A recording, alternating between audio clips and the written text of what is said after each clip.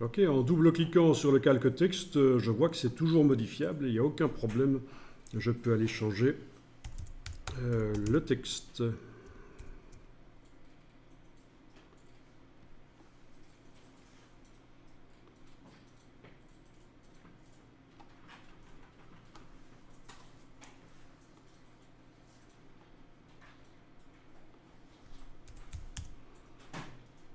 Bien, alors j'aimerais simuler, voir ce que ça donne quand on survole.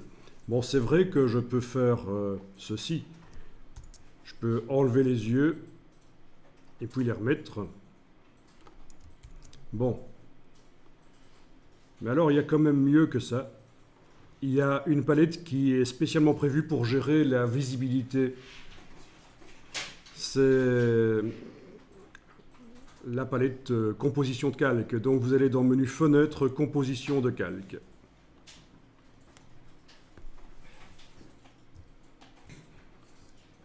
Donc dans la palette composition de calque ici, vous pouvez demander de faire. Donc vous avez vos calques affichés. Tout est là. Vous demandez nouvelle composition de calque. Et vous voyez qu'elle va retenir quels sont les calques qui sont actuellement affichés. Voilà. Bon, ben, je peux l'appeler Over si je veux. Survol donc. Donc, OK. Ensuite, je vais maintenant enlever les yeux en face des calques que j'ai créés. Donc, je retrouve mon image normale. Et je vais ici demander nouvelle composition de calque que j'appelle normale. Mais bon, c'est même pas obligatoire de les renommer, c'est pour la démonstration ici que je fais ça. Donc ça, c'est une palette très intéressante quand vous...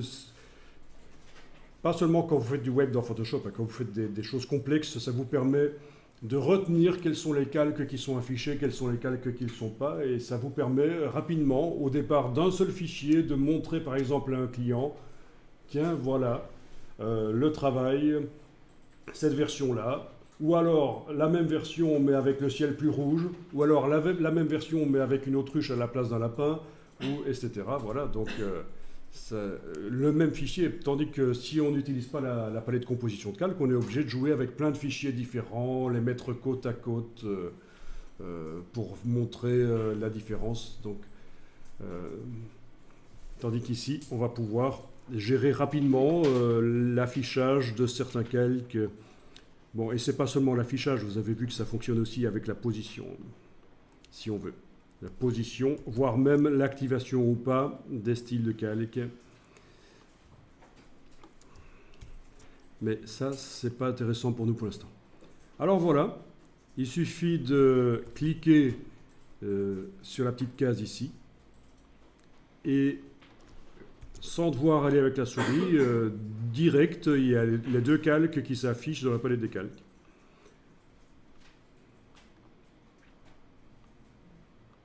Ok.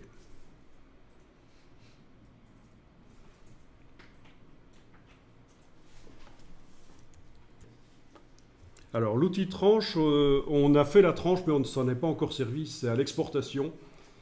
Il va servir à faire plusieurs images. Donc je peux réafficher les tranches maintenant. Menu affichage, afficher tranche, voilà. Donc il va servir à découper mon image de base ici en plusieurs images, de manière à pouvoir mettre de l'interactivité différente. Par exemple, il n'y a que la partie centrale ici qui va avoir un lien qui va mener vers une autre partie. Ou alors je pourrais avoir un autre lien sur le galet d'en dessous.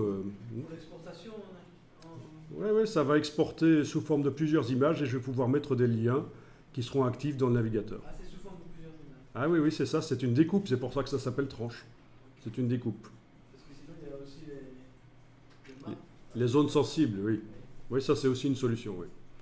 Mais ça ne se gère pas dans Photoshop. Ça se gère pas dans Photoshop. Et je pense que Fireworks le faisait. je pense, justement. Je pense que Fireworks avec plus d'outils web que Photoshop, mais voilà. C'est un peu du has-been maintenant, Fireworks. Mais bon, Adobe développe plein d'outils pour compenser.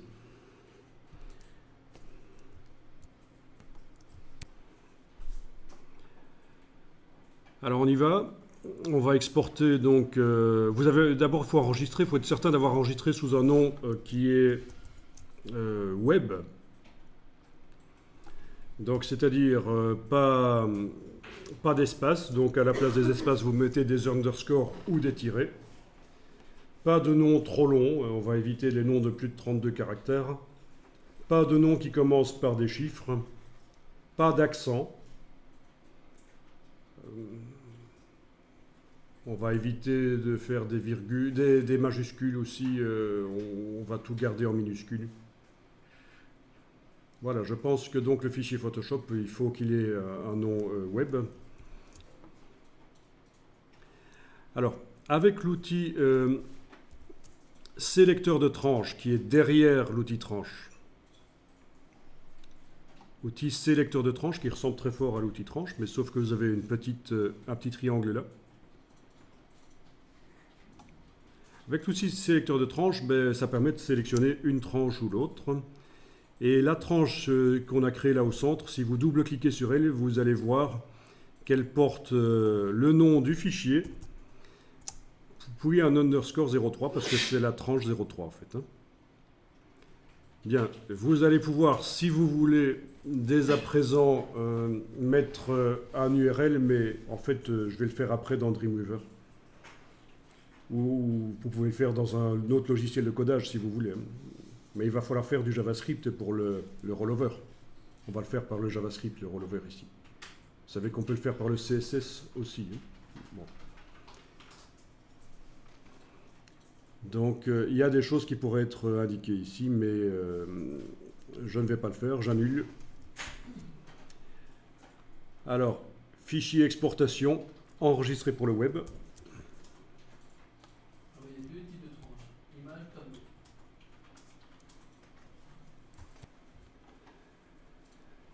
Donc, on va indiquer, par exemple, une largeur de 1024 pixels.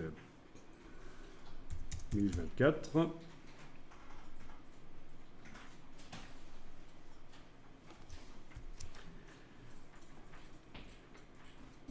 Vous pouvez dézoomer avec Alt roulette.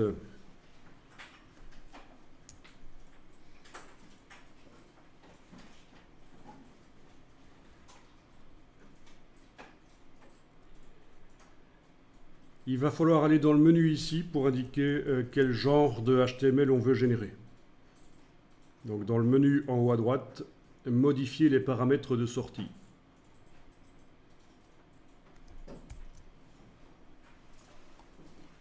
Donc il y a différentes choses à régler ici. Le HTML, on va peut-être cocher sortie en XHTML.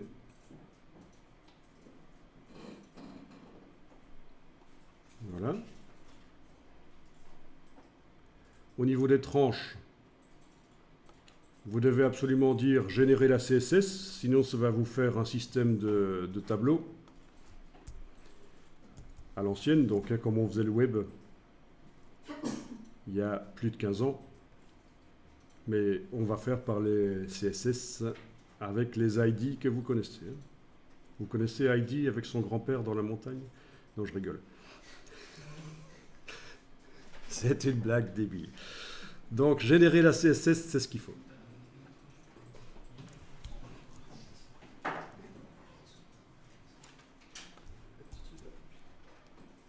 L'arrière-plan, il n'y a pas d'arrière-plan ici, mais on y viendra à un certain moment, vous verrez à quoi ça correspond. Voilà, enregistrement des fichiers. C'est bon aussi.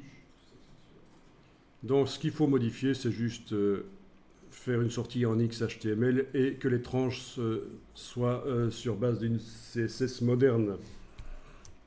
Ok. Donc ça ne change rien. Ça, je veux dire, ça n'a pas généré quelque chose, le fait d'aller modifier ça. C'est juste pré-régler l'exportation de la page. Alors, est-ce que vous êtes en 2 vignettes? Bon, vous avez donc l'original qui est à gauche, là, normalement. Vous avez une icône ici qui permet de voir ou pas les tranches.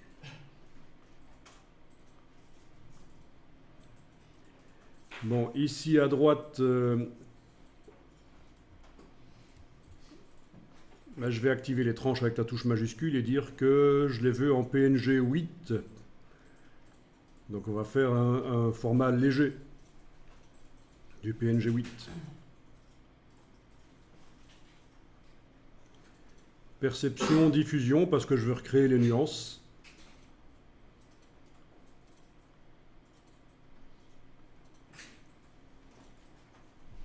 Un maximum comme si c'était une photo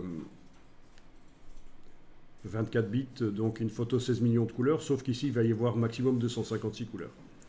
Sur ce coup-ci, vu que ce sont des photos, c'est comme du JPEG. Oui, ça pourrait être du JPEG aussi, oui. Ça pourrait aussi être du JPEG, en effet. C'est juste un choix ici de le faire en PNG. C'est l'occasion de parler de la table des couleurs. Quand vous cliquez maintenant sur chacune des tranches, vous voyez la table des couleurs.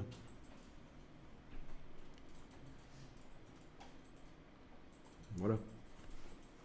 Et pour la tranche centrale, on a une table des couleurs. On a plus de couleurs vertes, forcément. Puisque, contrairement à ce qui se passe partout ailleurs dans l'image, là, on a une couleur qui se trouve que dans cette tranche-là, la couleur verte. J'ai la table des couleurs que quand je clique sur le cadet, mais pas sur les autres. Ah oui, et quand tu cliques sur les autres, est-ce que tu vois que tu es en PNG 8? Non, je suis en 24. Ah, c'est ça. Hein. Donc, tu es en millions de couleurs et autant mettre en PNG 8 aussi. Ou, comme monsieur a dit, en JPEG, tout en JPEG, ça pourrait être bon aussi. Hein, ça ne change pas grand-chose. Donc, le principe des images GIF et PNG 8, c'est qu'en fait, on a une image noir et blanc à laquelle est attachée une table des couleurs qui colorise tous les pixels gris. On y reviendra dans Photoshop, on va bosser là-dessus. Mais c'est le principe des images 256 niveaux, donc des images grises auxquelles on attache une table des couleurs pour coloriser.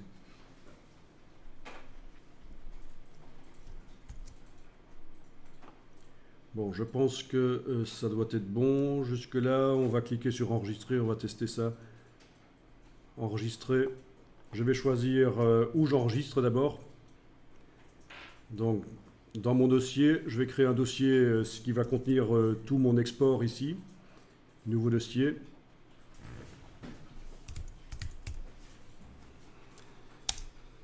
Galet export 01. Voilà.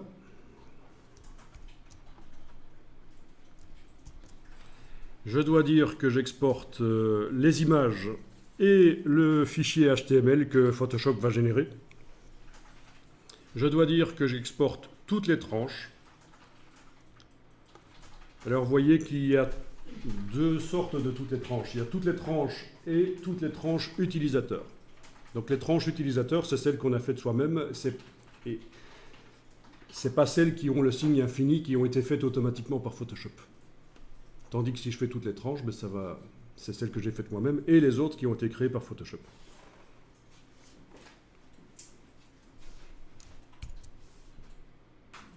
Voilà, et on enregistre.